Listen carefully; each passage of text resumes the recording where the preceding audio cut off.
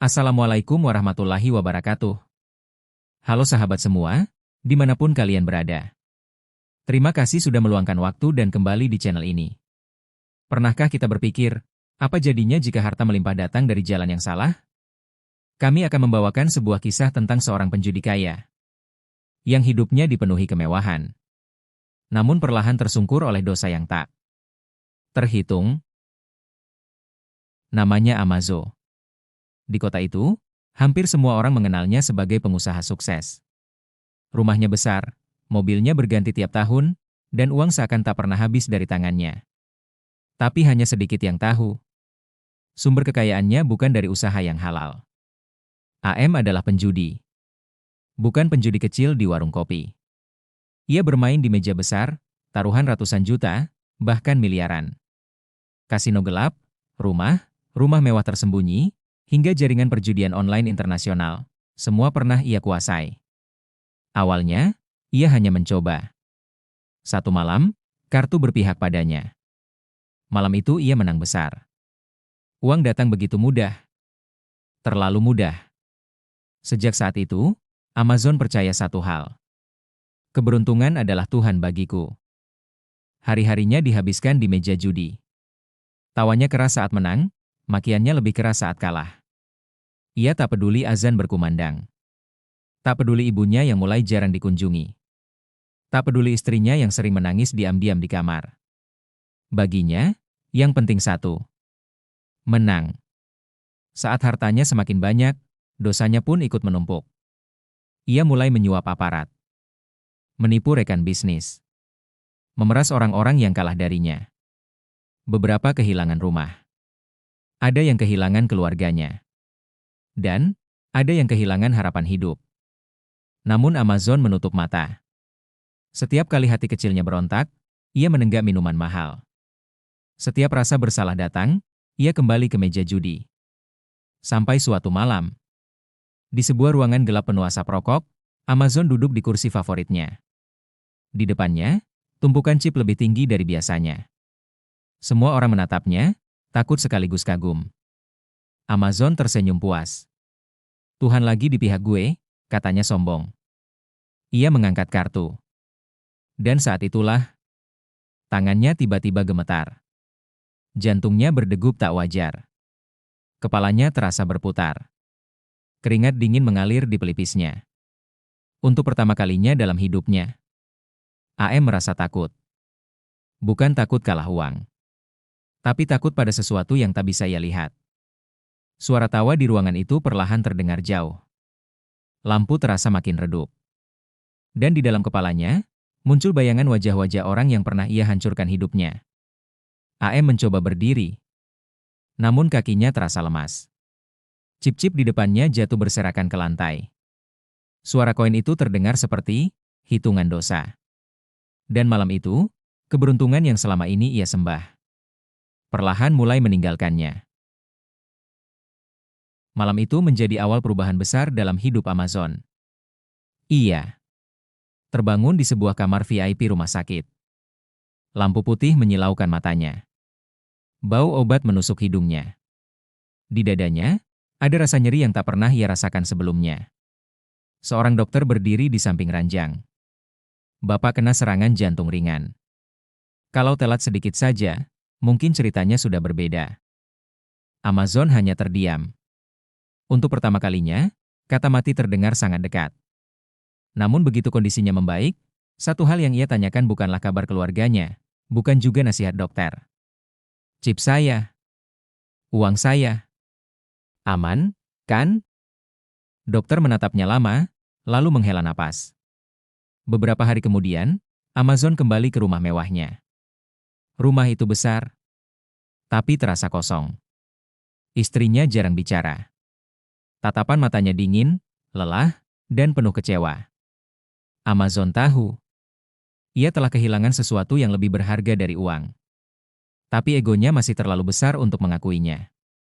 Malam berikutnya, meski jantungnya belum benar-benar pulih, Amazon kembali ke dunia lamanya. Meja judi. Lampu temaram. Suara kartu dan kain. Namun kali ini berbeda. Tangannya masih sering gemetar. Keringat dingin muncul tanpa sebab. Dan setiap kali ia menatap kartu, yang ia lihat bukan angka, melainkan wajah-wajah orang yang dulu ia tertawakan saat mereka kalah. Amazon mulai sering kalah. Anehnya, semakin ia kalah, semakin ia memaksa diri untuk bermain. Ia percaya, ini hanya fase buruk. Keberuntungan pasti akan kembali. Tapi malam demi malam, uangnya terkikis. Jaringannya mulai menjauh. Orang-orang yang dulu menyanjungnya, kini hanya datang untuk menagih. Satu persatu asetnya digadaikan. Mobil mewah dijual diam-diam. Rumah kedua berpindah tangan.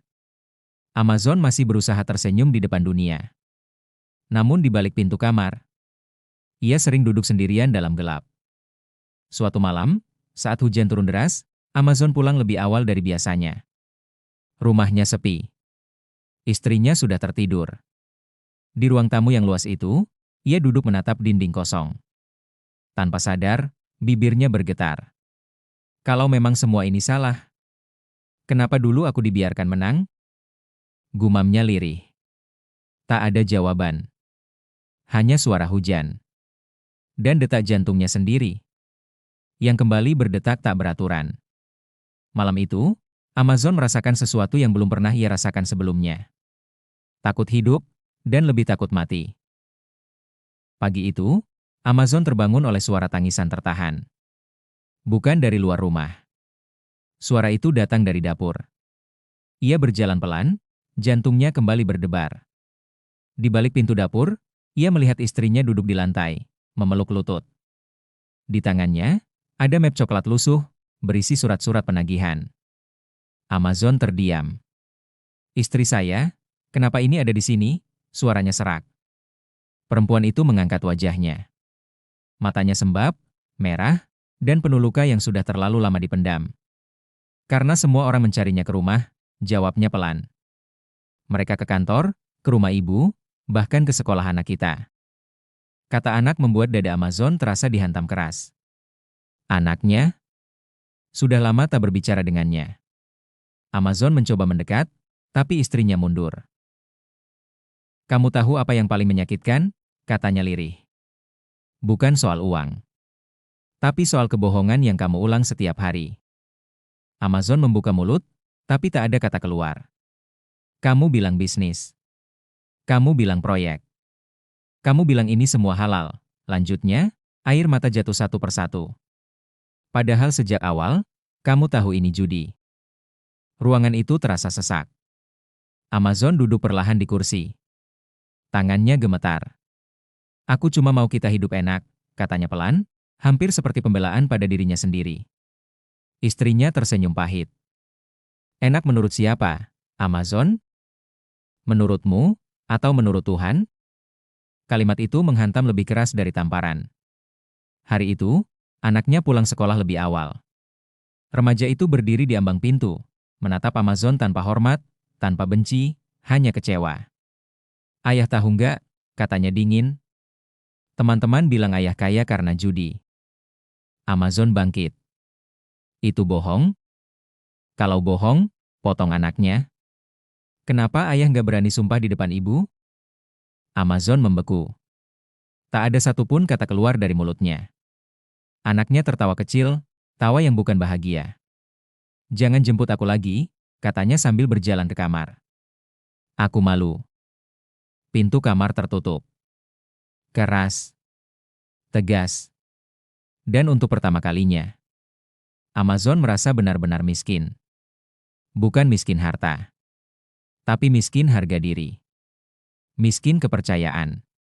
Miskin keberkahan. Malam itu, Amazon duduk sendirian di musola kecil rumahnya. Musola yang sudah bertahun-tahun tak ia jamah. Debu menempel di sajadah. Bau lembab menusuk hidung. Ia menatap sajadah itu lama. Tangannya terangkat, lalu turun lagi. Apa aku masih pantas? Bisiknya pada dirinya sendiri. Di luar, hujan kembali turun. Dan di dalam rumah itu, perpecahan terasa lebih dingin dari hujan malam. Hari-hari setelah pertengkaran itu terasa semakin sempit bagi Amazon. Pagi belum benar-benar terang ketika ponselnya bergetar. Satu pesan. Lalu dua. Lalu belasan panggilan tak terjawab. Nomor tak dikenal.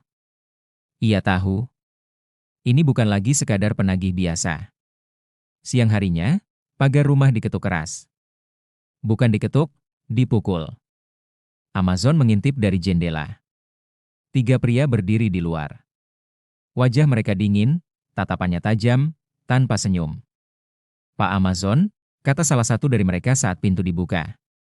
Kami cuma mau mengingatkan. Waktunya sudah lewat. Amazon menelan ludah. Beri saya waktu, katanya pelan. Sebentar lagi saya dapat uang. Pria itu tersenyum tipis, senyum yang lebih menakutkan dari ancaman. Kami sudah terlalu sering dengar kata sebentar. Ia meletakkan amplop coklat di meja ruang tamu. Di dalamnya, ada catatan angka, jumlah utang yang membuat kepala Amazon berdenyut. Kalau 3 hari lagi belum lunas, lanjut pria itu sambil menepuk meja. Kami datang lagi. Tapi mungkin, dengan cara berbeda. Pintu ditutup. Langkah kaki menjauh. Dan rumah kembali sunyi. Amazon terduduk lemas. Tangannya gemetar hebat. Keringat dingin mengalir deras. Malamnya, ia tak bisa tidur. Setiap suara motor lewat terdengar seperti ancaman. Setiap bayangan di jendela membuatnya terlonjak. Ia memeluk lutut di sudut kamar. Untuk pertama kalinya, Amazon berdoa. Bukan karena taat, tapi karena takut. Kalau engkau masih ada, tolong aku, bisiknya terbata. Namun doa itu terasa kosong. Tak ada ketenangan. Tak ada damai. Keesokan harinya, kabar buruk datang bertubi-tubi. Rekeningnya dibekukan. Salah satu properti disita. Rekan lama menghilang tanpa kabar. Dan sore itu, satu kejadian membuat lututnya hampir roboh. Anaknya pulang dengan wajah pucat. Ayah, suaranya bergetar. Tadi ada orang nanya soal ayah di depan sekolah. Dada Amazon seperti diremas. Apa yang mereka bilang? Tanyanya panik. Mereka cuma bilang. Anak itu menunduk. Kalau ayah nggak bayar utang, keluarga ayah yang kena. Ruangan itu langsung terasa gelap. Amazon memejamkan mata. Di kepalanya, hanya ada satu pikiran. Semua dosa yang dulu terasa ringan, kini menagih dengan bunga yang menyakitkan. Dan di saat itulah, Amazon mulai sadar bahwa meja judi bukan lagi tempatnya bertaruh. Kini, yang dipertaruhkan adalah keluarganya sendiri. Malam itu, Amazon keluar rumah tanpa tujuan jelas. Hujan turun tipis, membasahi jalanan. Lampu-lampu kota tampak buram di matanya. Ia mengemudi tanpa sadar ke arah pemakaman lama di pinggir kota, tempat yang dulu sering ia lewati, tapi tak pernah ia pedulikan. Mobilnya tiba-tiba mati. Mesin tak mau menyala, seolah menolak melanjutkan perjalanan. Amazon mengumpat pelan. Ia turun dari mobil. Angin dingin menerpa wajahnya. Di sekelilingnya, hanya batu nisan dan pohon tua yang bergoyang pelan. Di kejauhan, terdengar suara azan Isya dari musola kecil dekat pemakaman. Suara itu membuat dadanya sesak. Amazon melangkah masuk ke musola itu. Sepi. Lampu redup. Hanya satu orang tua yang sedang duduk bersandar di tiang, memegang tasbih. Orang tua itu menatap Amazon. Kamu terlihat sangat lelah, katanya pelan. Amazon ingin tertawa, tapi yang keluar justru helaan napas berat. Saya kehabisan jalan, jawabnya jujur, tanpa sadar air mata menetes. Orang tua itu mengangguk pelan. Kalau begitu, mungkin selama ini kamu terlalu sibuk berjalan ke arah yang salah. Kata-kata itu menancap dalam. Amazon duduk. Tangannya gemetar. Untuk pertama kalinya ia menceritakan semuanya. Judi, uang haram, ancaman, ketakutan, keluarganya yang hampir hancur. Orang tua itu mendengarkan tanpa menghakimi. Uang dari judi itu bukan rezeki, katanya akhirnya. Itu cuma titipan ujian. Dan ujian selalu diambil kembali, dengan cara yang menyakitkan. Amazon menunduk. Masih ada jalan pulang? Tanyanya lirih. Orang tua itu tersenyum tipis. Pulang itu selalu ada, katanya.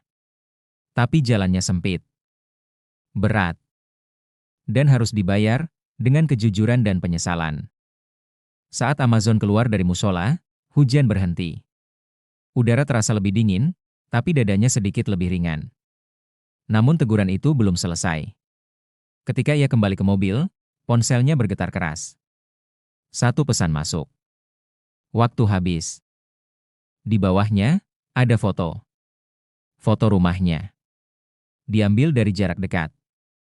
Amazon terduduk di aspal basah. Tangannya gemetar hebat. Matanya kosong. Di kepalanya hanya ada satu pertanyaan. Apakah ini akhir? Atau justru awal dari azab yang sebenarnya? Amazon terduduk di aspal basah, ponselnya masih menampilkan foto rumahnya sendiri. Pesan singkat itu seperti palu yang menghantam kepalanya. Waktu habis. Dadanya sesak. Napasnya memburu. Ia tahu, ini bukan lagi ancaman kosong. Amazon berlari masuk ke mobil, mencoba menyalakan mesin. Kali ini mobil menyala. Ia memacu kendaraan menembus jalanan malam yang licin, pikirannya dipenuhi satu hal. Keluarganya. Sesampainya di rumah, pagar terbuka. Lampu ruang tamu menyala terang. Dan di dalamnya, dua pria berdiri berhadapan dengan istrinya. Anaknya berdiri di belakang ibunya, wajahnya pucat. Amazon masuk dengan napas terengah. Berhenti, teriaknya. Salah satu pria menoleh dan tersenyum tipis. Kami sudah sabar. Amazon berdiri di depan keluarganya. Semua utang itu urusan saya. Jangan sentuh mereka. Pria itu tertawa kecil. Kalau begitu bayar sekarang. Amazon terdiam. Ia tak punya apa-apa lagi. Rumah hampir disita. Rekening dibekukan. Aset habis. Untuk pertama kalinya dalam hidupnya, ia benar-benar tak berdaya. Ia menoleh ke istrinya. Air mata perempuan itu jatuh tanpa suara. Di momen itulah Amazon sadar. Ia sudah membawa keluarganya masuk ke dalam dosa dan bahaya yang ia ciptakan sendiri. Ia menunduk. Besok, katanya pelan namun tegas. Semua akan saya selesaikan. Saya jual rumah ini. Saya serahkan semuanya. Tapi tinggalkan keluarga saya. Kedua pria itu saling pandang. Setelah beberapa detik yang terasa seperti seumur hidup, mereka pergi. Pintu tertutup. Amazon jatuh berlutut di ruang tamu mewah yang tak lagi terasa miliknya. Ia menangis. Bukan karena kehilangan harta. Bukan karena takut miskin. Tapi karena akhirnya ia melihat dengan jelas betapa kotornya jalan yang ia pilih. Keesokan harinya, Amazon melakukan sesuatu yang tak pernah ia lakukan sebelumnya. Ia mendatangi pihak berwenang dan mengakui seluruh praktik judinya. Ia menjual rumahnya untuk melunasi utang. Ia meminta maaf kepada orang-orang yang pernah ia hancurkan. Tak semua memaafkan. Tak semua menerima. Sebagian hartanya habis. Sebagian waktunya harus ia bayar dengan proses hukum. Namanya jatuh. Harga dirinya hancur di mata publik. Namun untuk pertama kalinya, ia merasa ringan. Ia pindah ke rumah kecil di pinggir kota. Tak ada lagi mobil mewah. Tak ada lagi meja judi. Tak ada lagi tawa sombong.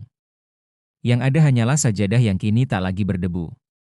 Suatu malam, setelah sholat dengan mata basah, anaknya duduk di sampingnya. Yah, suara itu lembut. Aku lebih bangga punya ayah miskin tapi jujur, daripada kaya tapi memalukan. Amazon menutup wajahnya dengan kedua tangan. Air mata jatuh lagi. Namun kali ini bukan karena takut. Bukan karena ancaman. Melainkan karena ia akhirnya menemukan jalan pulang. Harta bisa membuat seseorang terlihat tinggi. Tapi dosa perlahan menjatuhkannya tanpa suara. Dan kadang, kita harus kehilangan segalanya. Untuk benar-benar sadar bahwa yang paling berharga bukanlah uang. Melainkan keberkahan dan keluarga. Sahabat semua, semoga kisah ini menjadi pengingat untuk kita. Bahwa harta yang datang dari jalan yang salah tidak akan pernah membawa ketenangan. Jangan sampai kita menunggu kehilangan segalanya, baru sadar arti keberkahan. Jika kalian merasa cerita ini bermanfaat, jangan lupa klik like, tuliskan pendapat kalian di kolom komentar, dan dukung channel ini dengan menekan tombol subscribe agar kami bisa terus menghadirkan kisah-kisah penuh makna lainnya. Sampai jumpa di cerita berikutnya. Wassalamualaikum warahmatullahi wabarakatuh.